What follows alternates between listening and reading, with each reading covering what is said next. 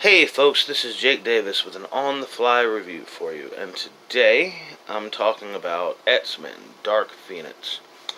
Directed by Simon Kinberg and starring James McAvoy, Jennifer Lawrence, Michael Fassbender, Sophie Turner, Nicholas Hoult, Ty Sheridan, Alexander Shipp, Cody Smith-McPhee, and Jessica Chastain.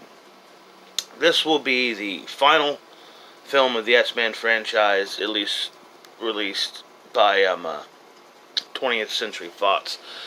This is the second X-Men franchise to be concluded, with previously the Patrick Stewart trilogy and now the James McAvoy quartet. Um, I was very disappointed in this movie, so I guess I'll just power through it. Whole film kicks off. It's 1992, 9 years after the events of the last film, X-Men Apocalypse. There is a space mission. Some scientists are stuck in space. A very dangerous situation. They're spinning out of control, and a solar flare is on their way. The X-Men decide to take the Blackbird into orbit to rescue the scientists. Now, they are able to save all the astronauts, but Jean gets caught in the blast and absorbs the solar flare. Shortly after Jean doesn't start acting like herself, she's becoming very emotional, and I mean like not the good emotions. Like she's just vengeful. She's angry. She's scared and confused and irate at all times. And she goes on the run when she realizes she remembers that Professor X lied to her about something in her past. And it goes from there. Now, if you know the comics, or even if you've seen the 2006 film X-Men: The Last Stand, you kind of already know what the story is, and that's the problem, that both X-Men universe film series ended with the same story. Essentially, I think that's lame and lazy. I think this one vaguely did it better, just because at least now the Phoenix is this entity that possesses Jean Grey, and a bit of a spoiler, because even though it's an important part of the film, it's not at all referenced in the trailers. The villains are the alien race that are chasing the Phoenix because they want the power. They want to harness it for themselves. It's not the Shi'ar, it's the Dabari. I don't know why they changed which race it was. Anyhow,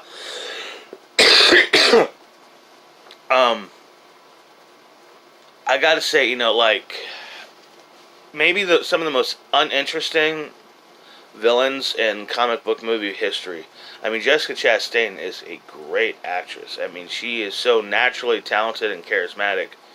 They utterly wasted her. I mean, in all fairness, in all honesty, Judd Nelson had more of a character to play as the bad guy in the Steel movie from 1997 than poor Jessica Chastain had with this, man. And also, that's another thing. 7 movies into the X-Men films, not counting the spinoffs. The Deadpool and Wolverine movies. Even if you are counting those, 12 movies into Fox's X-verse, and with the final one, we bring in aliens, and there's no. It hits people. Holy shit, those are aliens. I mean, yeah, sure, it's a world full of mutants, but aliens would still be. I mean, that would be quite the revelation.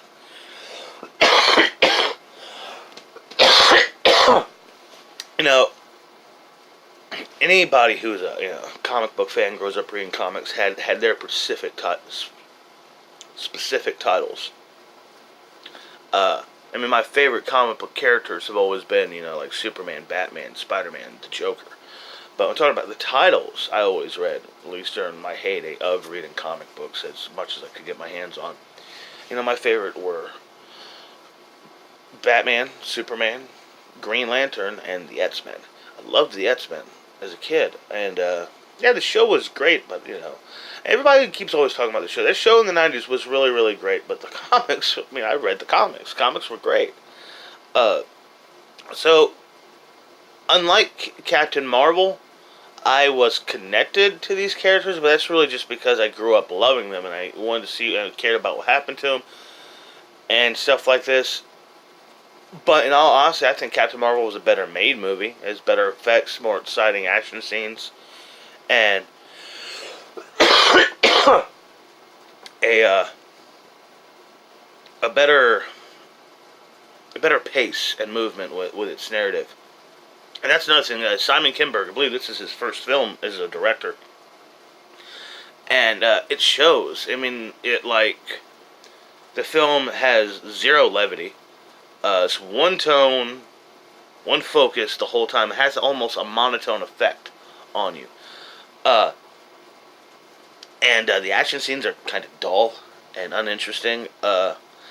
And overall, the film kind of had a sense of not give a shit and cheap to it. You just didn't feel the heart and the care for wanting to make a good movie like you did with other X-Men films. I mean, I know a lot of people didn't like X-Men Apocalypse. I loved it.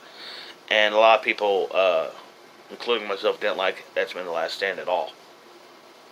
Overall, I'm unfortunately going to have to give Dark Phoenix 2.5 stars. Now, what I will say I liked about it was James McAvoy was terrific. He's always good. The only film I ever saw him in I didn't like him in was Wanted. James Michael Fassbender is terrific. And everyone else, Sophie Turner is kind of inconsistent for me as Jean, and Ty Sheridan's terrific as Cyclops, but even with Cyclops being such an important character in the film, it seems like they gave him very little to actually do. You know what I mean? He's kind of just standing there reacting to most of the stuff. Nicholas Hoult did a good job with Beast. I liked where they took Beast, but I hated just lazy villains, boring villains, bad action scenes. I got so fucking sick of one scene after the other of people sitting around shaking their finger at Charles Xavier. Yeah, he's in a wheelchair. He's given up his entire fortune, his entire estate, his whole fucking life to taking care of mutants. He's lost his best friend. He's had to bury other friends. I mean, yeah, but he's given nothing to the cause. And that's another thing, it's 30 years now after the events of X-Men First Class. And these guys don't look any older. At least they explained it with Mystique. Her power causes her age slower. But, does just being a mutant cause all mutants to age slow and also give all mutants super strength and all mutants invulnerability? It's just, there's always been a kind of, an inconsistency with the rules and shit in the X-Men movies. So overall, yeah, it was a disappointment. I can't believe we got through 4 fucking movies. He's 60 years old and Magneto still doesn't have white hair. But that's a nitpick. Yeah, disappointment. Didn't like it. It had some nice Easter eggs. It had potential. It had moments. It had stuff going for it, I guess. I liked Magneto's farm. I liked the idea of what they did with the Phoenix. So they could have done something cool with the aliens, but they didn't do anything really fun or interesting. And like I said, it's just this one note, tunnel vision. There's no development. There's no humor. There's no fun to this movie. The movie's not fun. So yeah, man, it kind of sucked. 2 stars for X-Men Dark Phoenix. Hope y'all like this review. Hope y'all enjoy my stuff. Come back and watch other things. The film hits theaters today if you want to see it. I think the only big superhero movie left this year is Spider-Man Homecoming. I mean, there might be some stuff coming towards the fall that I'm forgetting. Oh, yeah, Joker. God. Oh, why are they doing that? Anyhow, look. I'm Jake Davis, and I'll catch you on the fly.